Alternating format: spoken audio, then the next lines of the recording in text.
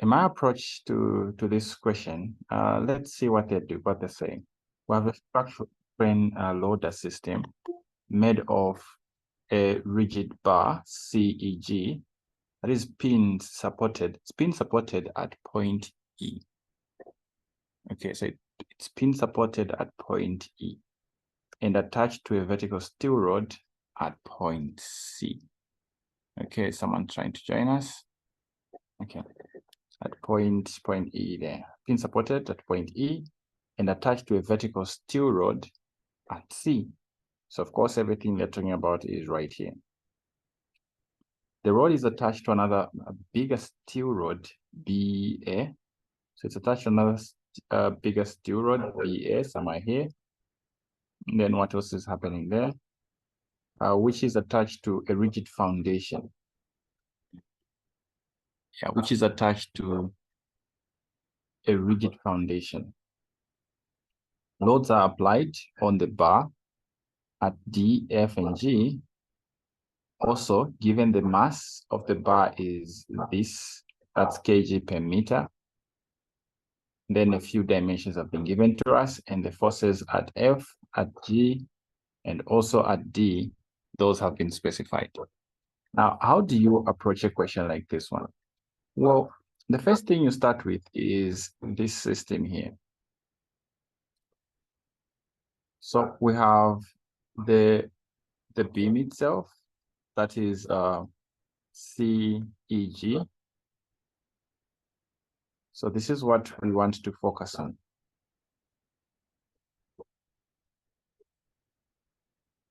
So I want to draw a free body diagram of exactly what is happening to this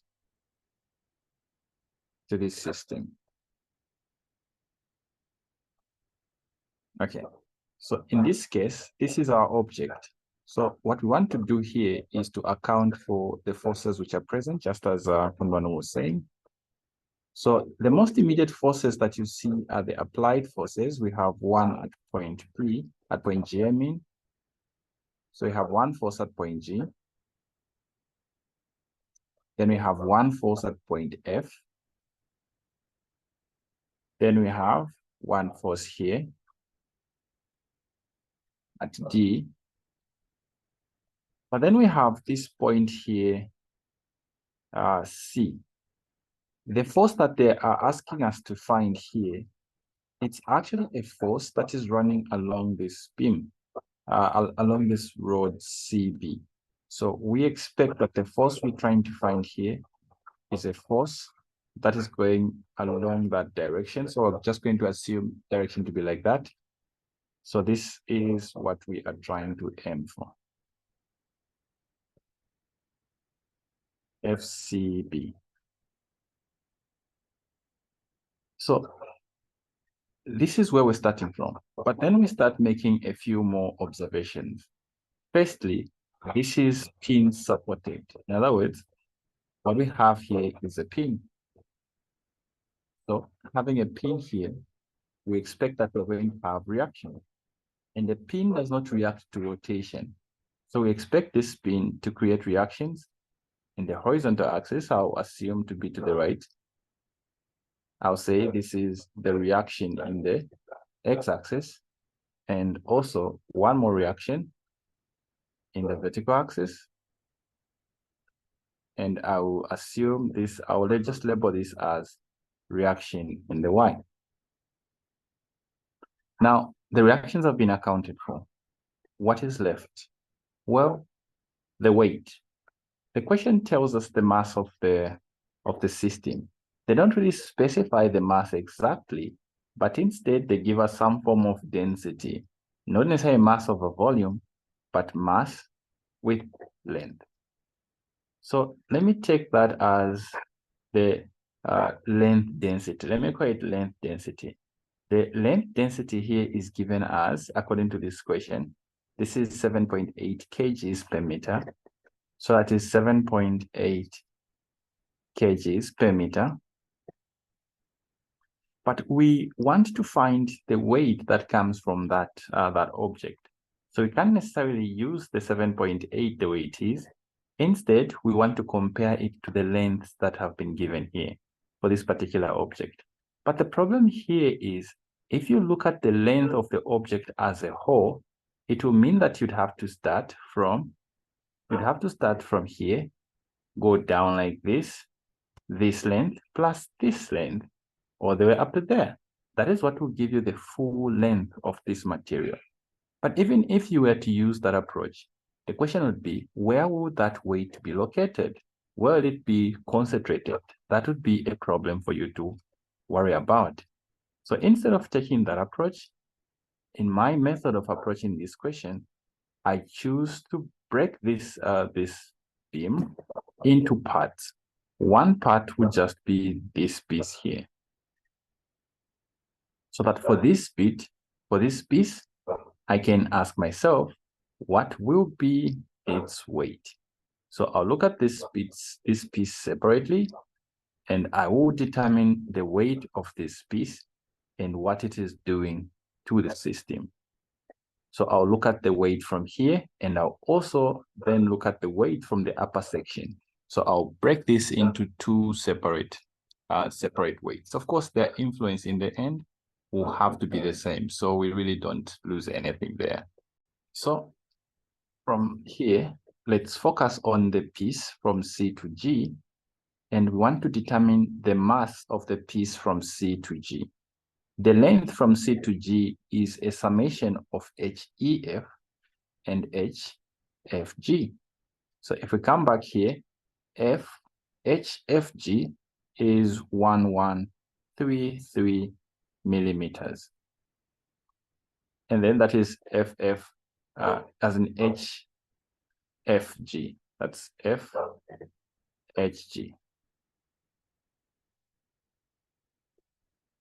The other one that we need is HEF. That is HEF. Where is it? It's given here. That is 1420 millimeters. So let's move these. Want to use them here, we just have to add them to get the full thing. So if I added 120 millimeters plus 1133 millimeters, what do we get there?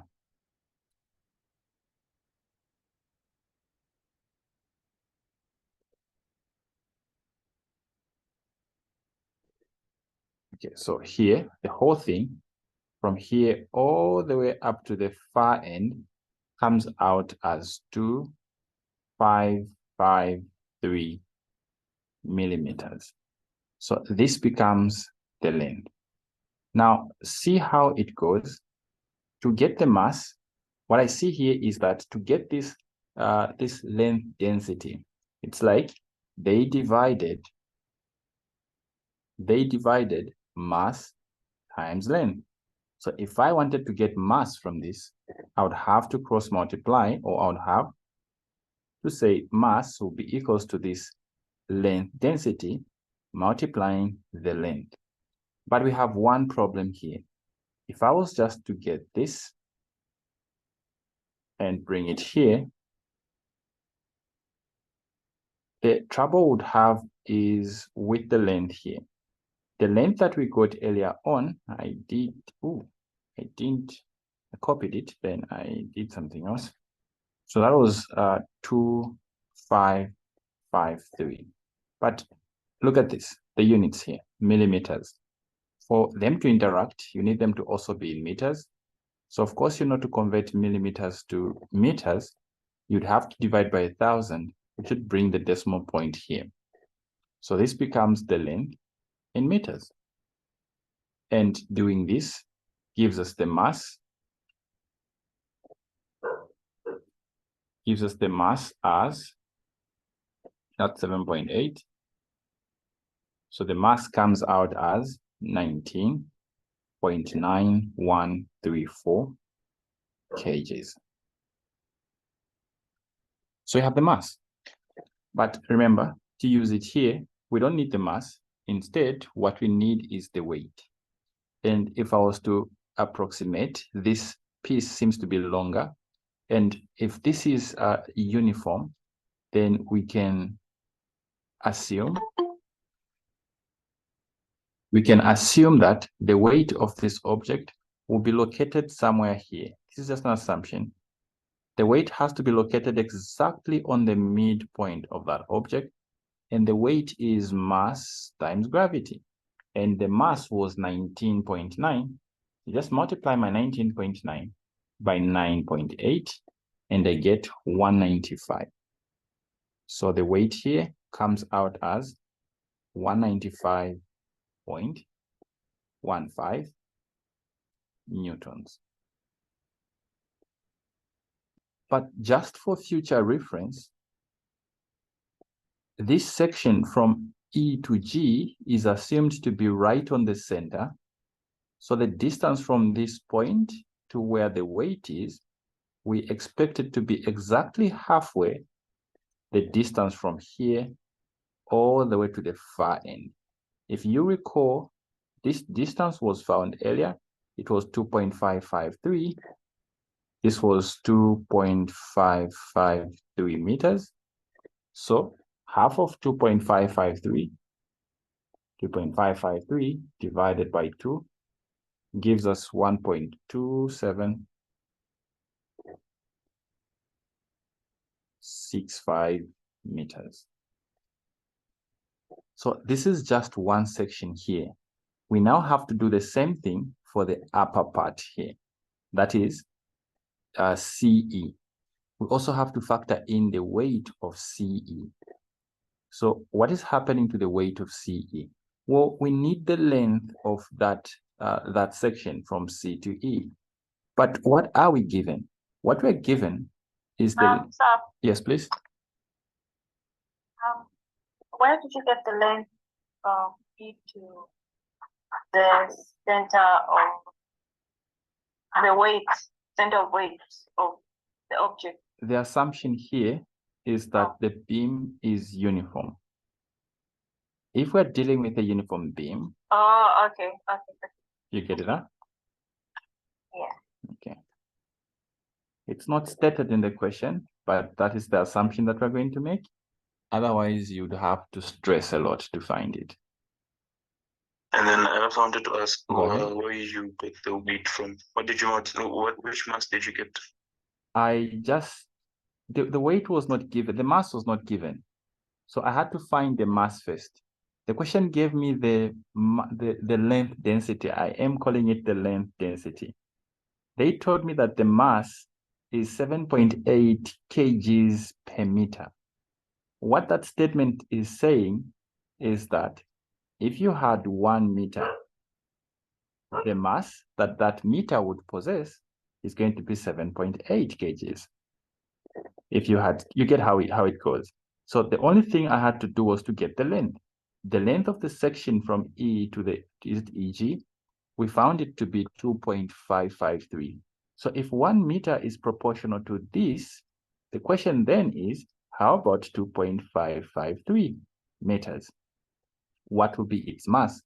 We can cross multiply here. You'll see that X times that 1 meter will be equals to 7.8 kgs, multiplying to 0.553 meters, divide the meter, and what you get is an expression for the mass. 7.8 by 2.553. You see that? Okay. Yeah.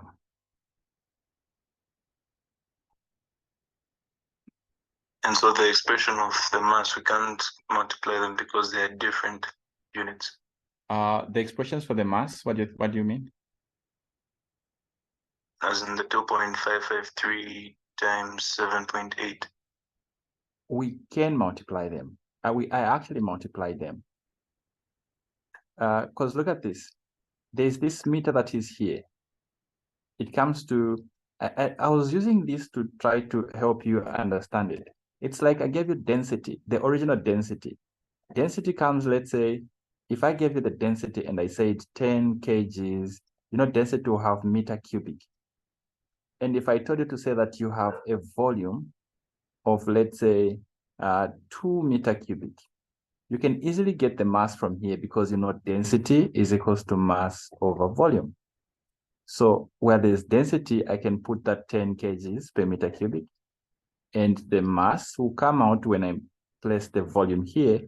This would imply that mass will be equals to 10 by 2, which gives me 20 kgs.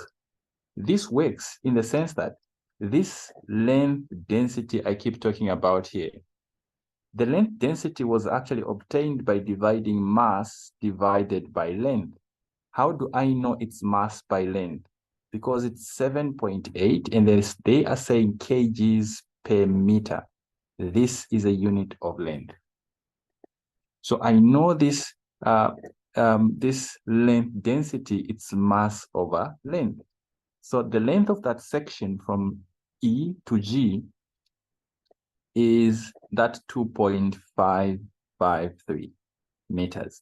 And the length density is given as 7.8. Even if I don't have the units, I have converted, everything is standard. From here, I can cross multiply, and you see that the mass will be given as 7.8 by 2.553. Okay, so have you got that? Yes, I have. Okay. So yeah. So I was literally just repeating what I've done. So I think you haven't really missed much. I was doing a lot of repetition on how we got the mass of that section EG. So we really haven't moved much for the past, 5 to 10 minutes.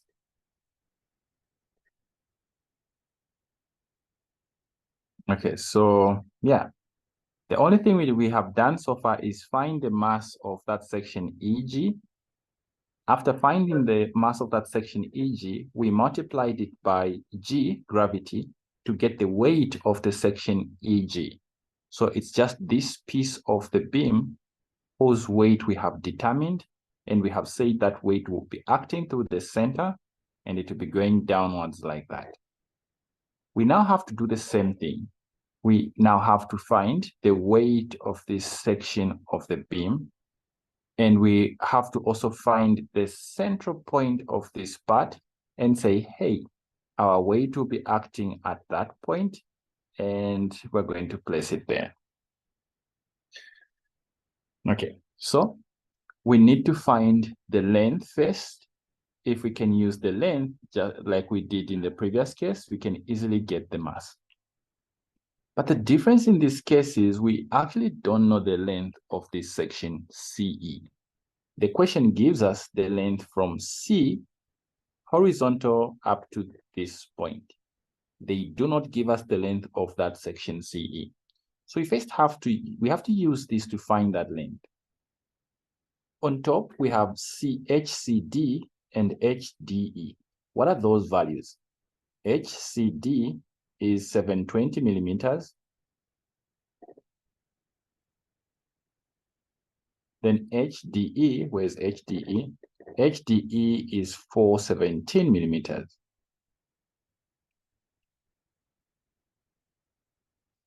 So this is what we have.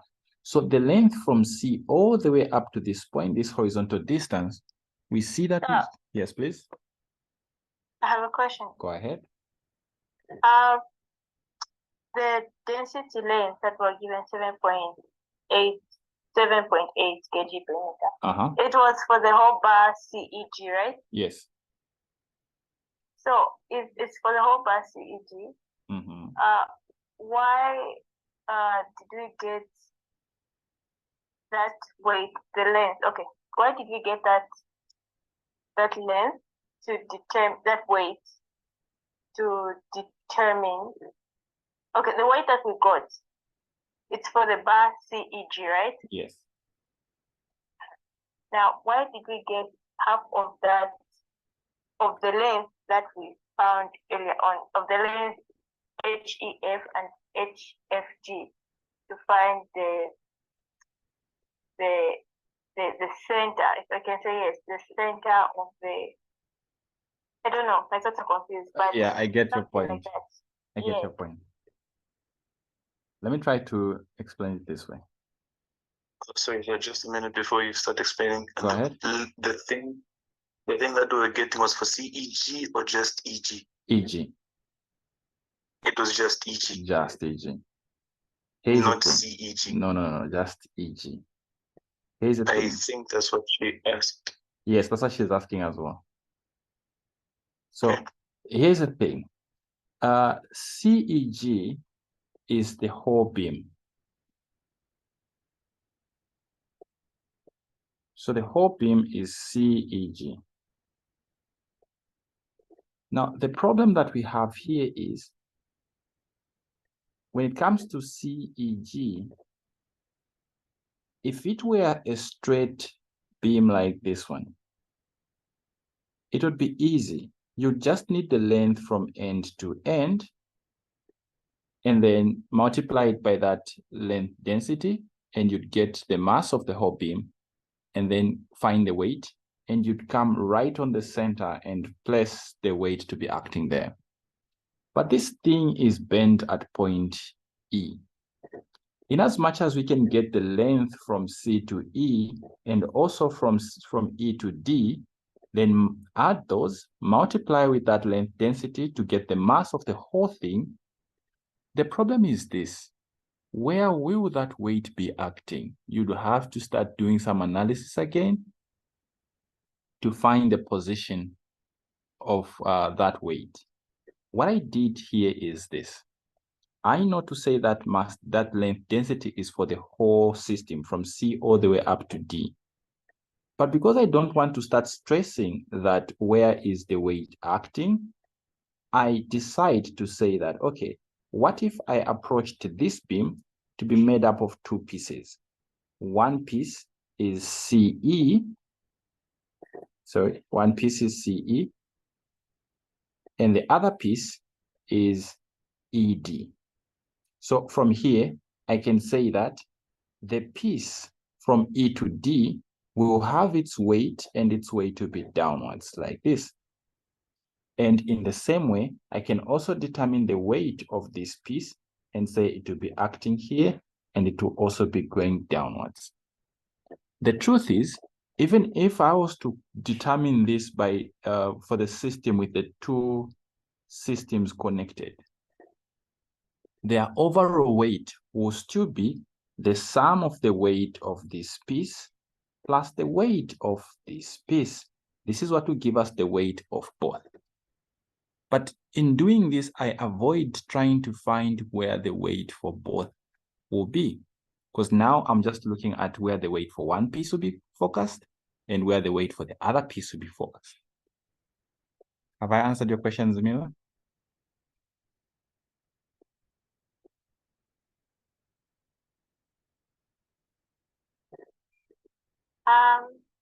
Partly. Do you mind rephrasing your question? Okay. Okay, like what you said. Mm-hmm. The beam has, okay, you've decided to split them into two. Yes.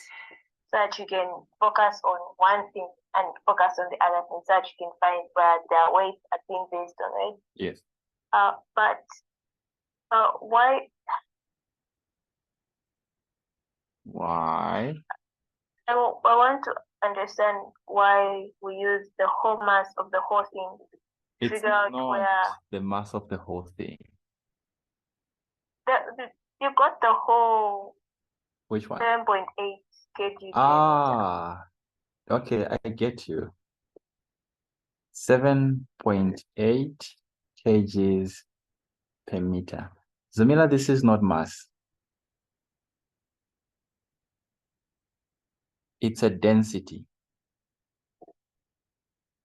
What I'd like to say is, if I had something like this, and I gave you the density of water, the density of water is 1,000 kgs per meter cubic.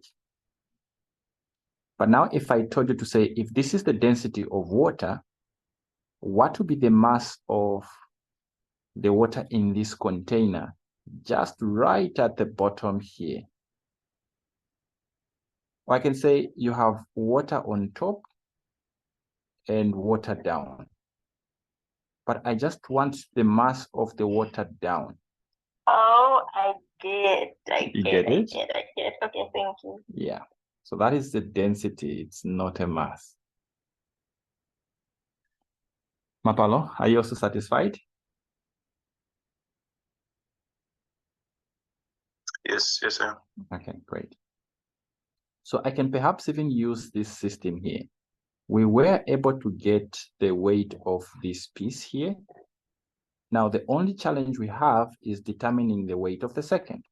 And to get the weight of the second, we need the mass. We need the mass. But to find the mass, we need the length. So we decide to focus on that upper section. So I will move this aside. We're done dealing with it. We now want to analyze just this piece here. Well, for this piece, here is what we were given. The question gave us the distance right up to just below point E, as in just above. We were given, of course, it was something like this. We're given this distance. And the distance was split into sections, and we're able to add them. Perhaps let me use this part. Yeah, this is better.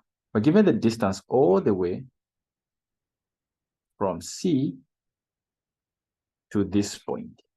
So by adding these, we are able to get that upper piece, and let's add those.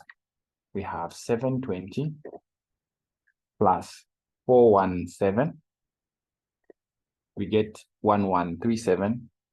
We need this in meters as well. Divide this by 1,000. We get 1.137. But why are we using this? We are using that so that we can determine the length from here up to here. And do you see that this is just the hypotenuse of a right-angled triangle there? Can you see that?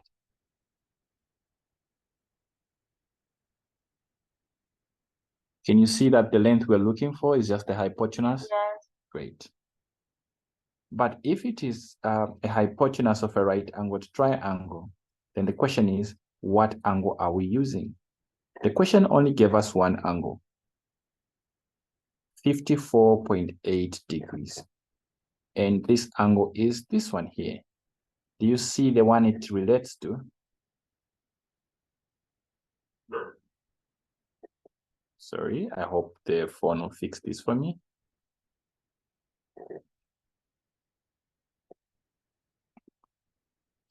Okay, so yeah. So this is the right angle triangle that we have. And the length we're looking for, that's CE, is it? Yeah, CE is this face here. This is CE. Say the length CE. It's the one at the bottom here. But the angle that we know here is only this one here. And this angle, that's 50 what? That's 54.8. So this is 54.8 degrees. Now, what we are given, the only thing that we know is that horizontal section, which is 1.137. So we have 1.137 meters. From here, I hope you can see that this angle here will also be 54.8, or subtract 54.8 from 90, and you will know what this one is. But you only need one of them. I have found that this is 54, so I'll use that one. So I can use this angle here to predict what the length LCE is going to be. And by Pythagoras theorem, because this is right angled, you can see that we can use cos. You can say cos. Let me just say theta. Cos theta adjacent over hypotenuse LCE. So that length LCE will be equal to just 1.137 then divided by cos the angle, and our angle is 54.8. So our length becomes,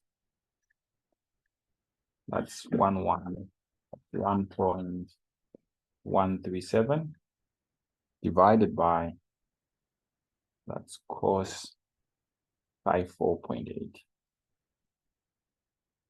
And we get 1.97.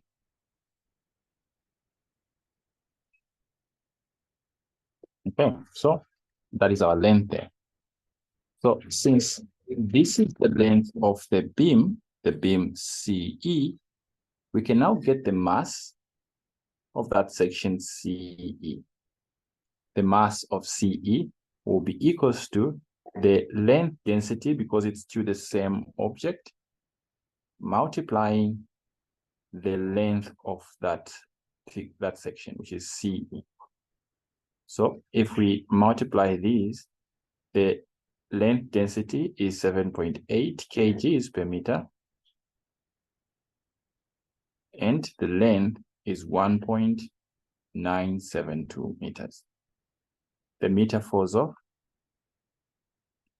I use the value from my calculator. I'll just multiply this by 7.8, and I get 15.385. Now this is mass. So that is the mass of that section. And like I explained earlier, once we have the mass, we can get the weight of that piece only.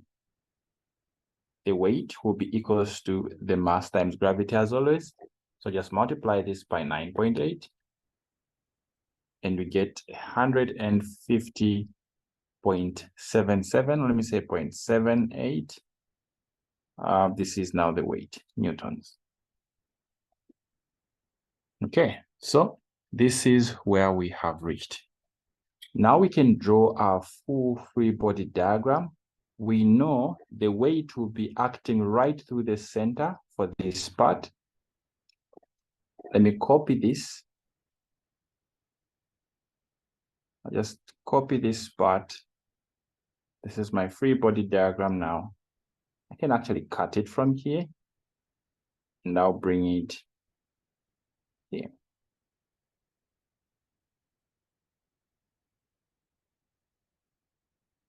Instead of cutting, let me just copy it.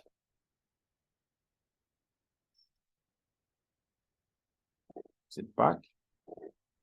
Yeah, it is now. Let me copy it. I might need it. It's still there.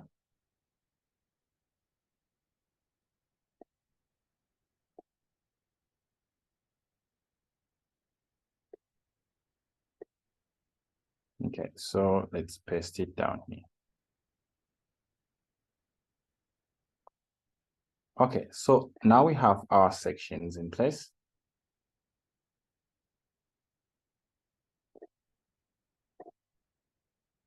The only thing left is for us to show that extra piece, the weight of that system. So yeah, it's not the only thing. There's one more thing that is left here to do.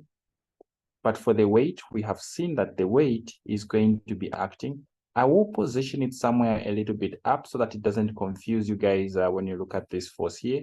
This is the force at D. So let me write it in advance.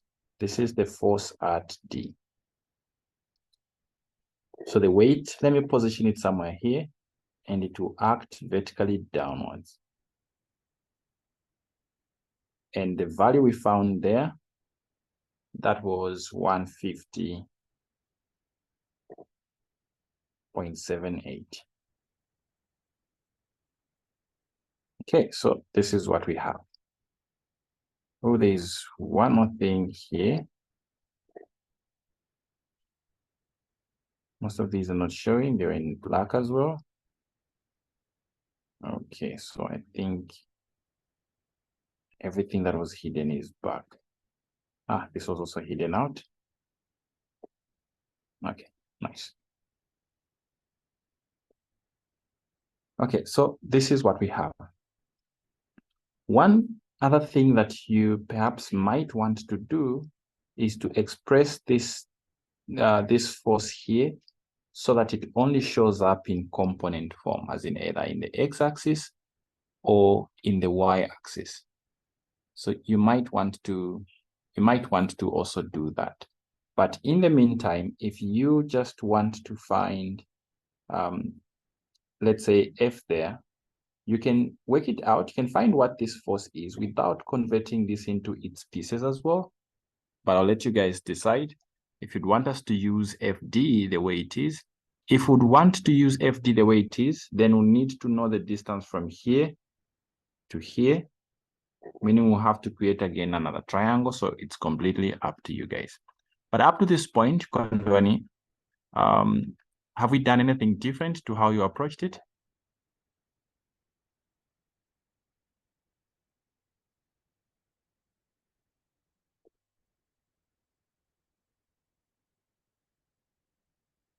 Kondwani, so far? Is this how you approached it?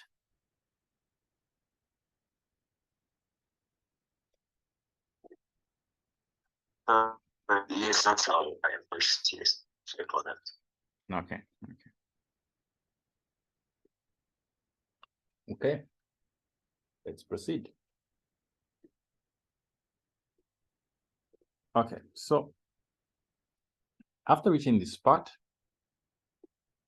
we can actually express that force FD in component form. So let me express it in component form. To show you guys how we do that, I'll draw that section CE. So this is a section CE. The FD that you've written is the same as the PD. Yeah, that's PD. Perhaps let me use PD. That's PD. It's labeled as PD in the question.